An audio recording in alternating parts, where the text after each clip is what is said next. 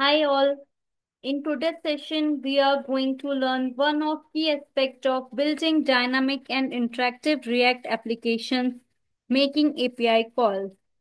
In today's session, we are going to understand the basic concept of API call. So let's get started.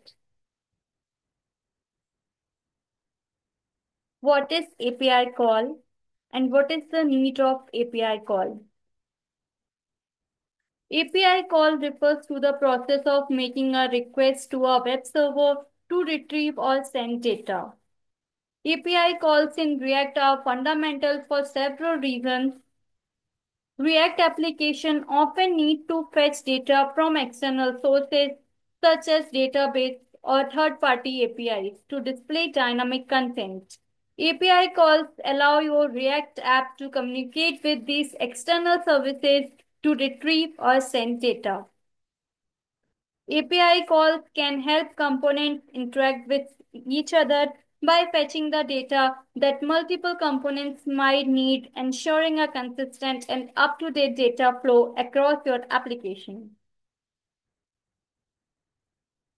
API calls are important to managing the state in React applications. Data fetched from APIs can be stored in a state, ensuring that your application renders the most current data available. Many user interactions such as form submission, search queries, or updates requiring making API calls to perform action like submitting the data, fetching search results, or updating the records. There are several ways to call an API in React. Here are some of the most common methods. Axios, Fetch, Redux Thunk, Custom Hook. What is the difference between the Fetch and Axios?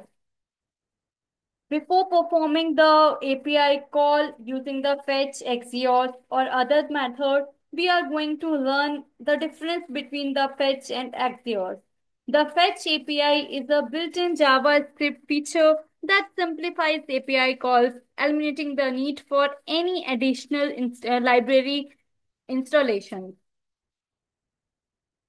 Axios is an external library used for making HTTP requests and it must be installed separately using a package manager such as npm or yarn. Here is how you can install Axios. We need to run the command npm install Axios when we are using the npm as our package manager. While using the fetch API, we need to manually convert the response to a JavaScript object using response.json.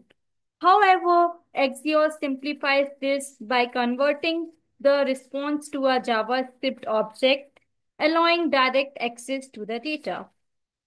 Response data can be in plain text, XML, or JSON, so converting it to a JavaScript object is must. So in today's session, that's it. Thanks for watching the video and don't forget to like and subscribe my channel.